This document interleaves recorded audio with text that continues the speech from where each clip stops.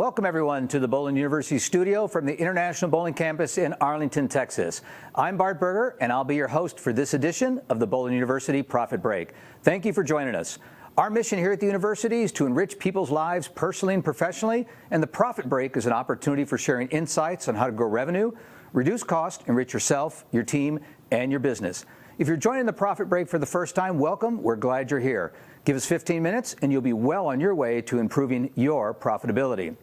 Now, today we have with us a great friend to the bowling industry, Miss Jill Christensen, named a top 200 global thought leader to watch in 2021, a top 101 employee engagement influencer. She takes audiences on a journey that educates and inspires people to act.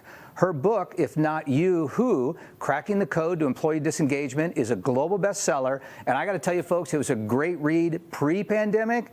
And now coming out of this in our current situation, it is a must read.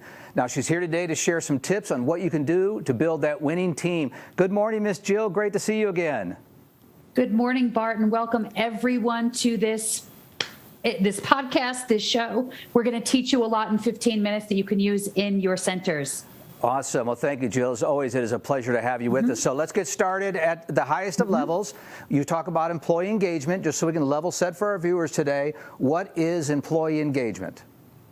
So the definition of employee engagement is really straightforward, Bart. It means that your employees trust you. They trust the leaders in your center. They trust the owner of your center, and they feel an emotional connection to your center.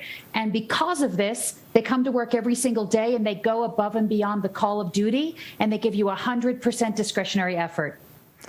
Yeah, and now more than ever, we need this coming out of these difficult times. And, obviously we talk with centers all around the country, all of our members, and even greater than the supply chain issues or that of employees and staffing. It starts with employee engagement. But hey, let's talk about being happy. If I'm happy, if you have happy employees, doesn't that mean you have engaged employees?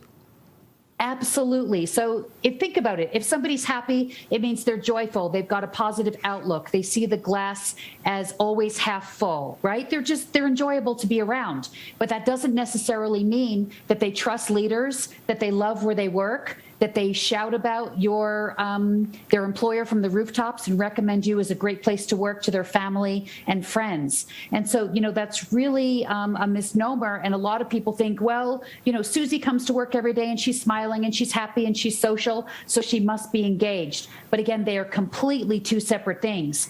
Again, this is really about ensuring that your employees are engaged. It means they trust you, they feel that emotional connection, and it means that you've captured their heads and their heart. And 9 times out of 10, it means they're not going anywhere. They're going to stick with you because you've created a great workplace culture that they enjoy going to every single day and that meets their needs. Yeah, that's an excellent point. So I know you study this a lot. You speak to a lot of people around the world. We hear it's bad, but how bad is the problem? So it's interesting. The Gallup organization just came out with the 2021 employee engagement survey results for the United States last week. In early 2021, we were at 36% employee engagement, which is poor. We now went down to 34% employee engagement. So this is the first time in a decade that America's employee engagement score has decreased. And, we understand that that's because employees have been through a lot in the past 2 years. There's only so much that they can take. And, we had a lot of employers who are going through a lot. And, they're trying to keep their businesses open. And so creating an amazing workplace culture probably was not one of the most important priorities, if you will, for most businesses. And so we're starting to see cultures suffer. We're starting to see employees say, this work environment that you've created for me is not one that is holding my attention, that gets me excited to go to work. And that's a big part of the reason why we're seeing the great resignation that we're experiencing today. Yes, we do have people who have, new priorities because of COVID, and they are deciding that they want to retire earlier or spend more time with their families and loved ones. We've got people who are leaving the industry and changing jobs. But we also have people who are saying, I'm no longer willing to go to a workplace that doesn't do it for me, where my leaders aren't concerned about the work environment in which they're asking me to do my job. And so that's a big part of the reason why we're also seeing a lot of employees quit and not come back. Yeah, Jill, it seems as though those roles are reversed, to where now, as the employee, I control, and you talked about the Great Resignation and what I call the Great Reset, that we prioritized our lives and what's important to us, and if we want to work and how we want to work, and choosing the environments we want to be a part of. So those stats you gave us are disheartening, to say the least. Do you see any difference? Most of our folks in our industry are small businesses. Do you see a difference between large businesses or small business? This is something that's just, are small businesses more immune from this, or what are you seeing out in the workforce? Excellent question, Bart. So we don't see a difference between employee engagement between small, medium, and large-sized organizations. But I can tell you from my experience that it's much easier to improve a workplace culture when you're in a small business. So it's much easier to right a ship with 25 people on it, 50 people on it, even maybe 5 to 10 people on it, than a ship that has 1,000, 50,000, 100,000 people on it. Because you need fewer, when you're a small business, you need fewer people marching in the same direction to actually get those changes that employees can feel and experience and appreciate, right? So small businesses are in the driver's seat in that. Although employees are currently calling the shots, it's much easier to improve a culture in a small business. And so that's one really positive thing that your members have going for them. Yeah, well, that's very heartening. We're not immune from this, but the great news is we actually have the ability to react quicker and fix things in a much more speedier fashion than, say, some of those big brands that do that. It's great insight and great takeaway for our viewers today. So before we jump into a couple of potential solutions, I've heard you mention before, because I've had the pleasure of hearing you speak on this topic, and I know you're going to do a phenomenal job with us in Bowl Expo in Vegas. But I'd like for you, for our audience today, give us your definition of culture, because you talked about culture, and that's something that's often reserved for big companies, but even for small businesses, what is your definition of culture? I know you cite it in the book. Yeah, so every business has a culture. It's just whether or not you choose to focus and work on your culture or allow it to become a culture by chance. And so the definition of culture is how we do things here. That's all it is. And so, many people think that culture change, that employee engagement is difficult, but it truly isn't. If the definition of culture is how we do things here, in order to change your culture, you simply need to do things here differently tomorrow than you're doing here today. And again, that's the benefit that a small business has. It's much easier to do things here differently tomorrow than it is today if you've got 5 to 100 employees than 100,000 to 1 million employees. And so trust me when I tell you that culture change is possible. You can see your culture change inside of 3 months if you make a concerted effort and embark on an employee engagement or a culture change journey. The journey is well worth it. And again, it's doable. It's not as difficult as people say. It's simply about an organization saying, we understand that our culture isn't where it needs to be, and we're going to fix it. We're going to improve it. And trust me when I tell you, Bart, it's not only your employees who are going to benefit, it's also your customers. Because I want you to think about a time when you walked into a business, okay? And you could tell that the employee who's waiting on you or helping you is incredibly engaged, right? So they're bending over backwards. They're really on. They're sharp. They have a customer focus. Your experience at that business now is elevated.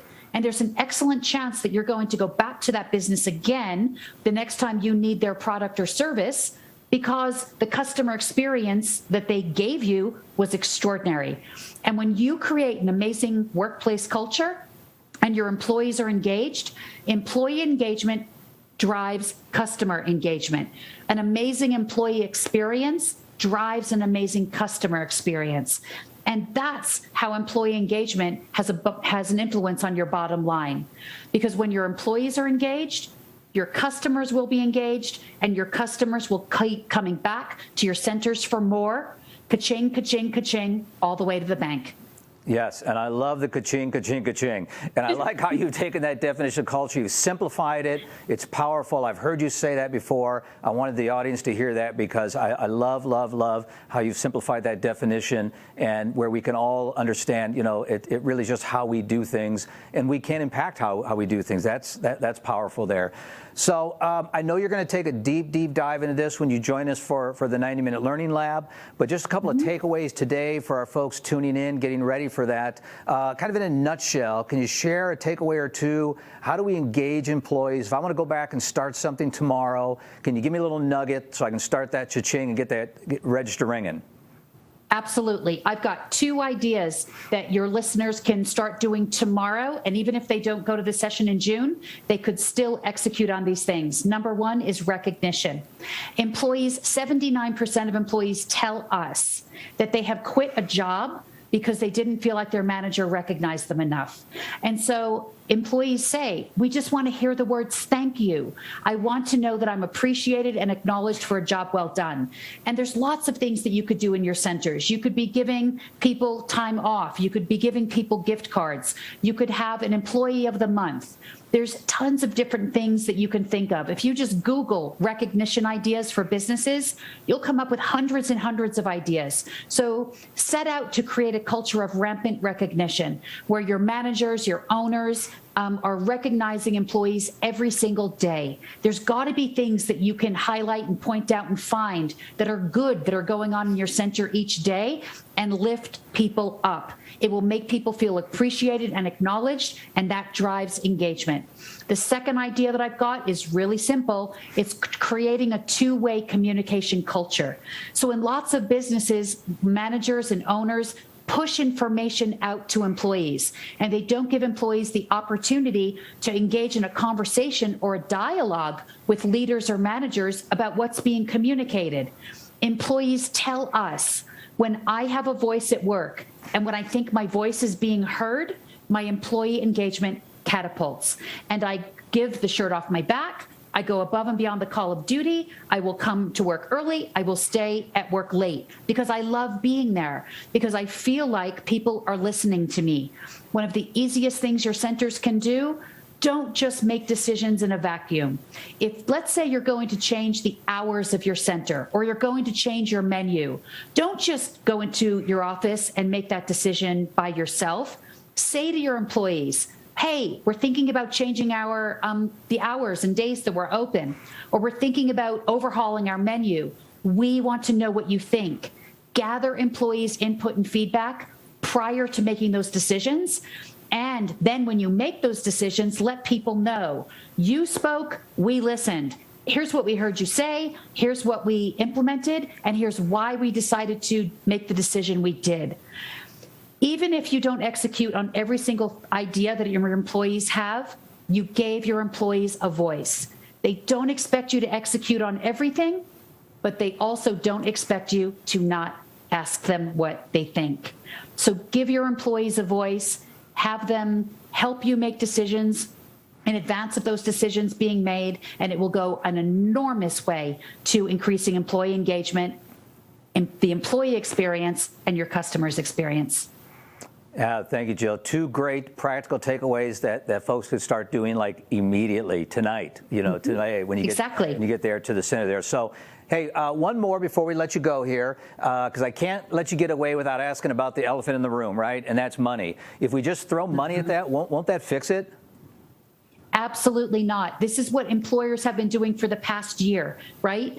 Employers in every country, in every industry, amongst every generation of workers are having massive hiring issues. This is not just affecting your centers.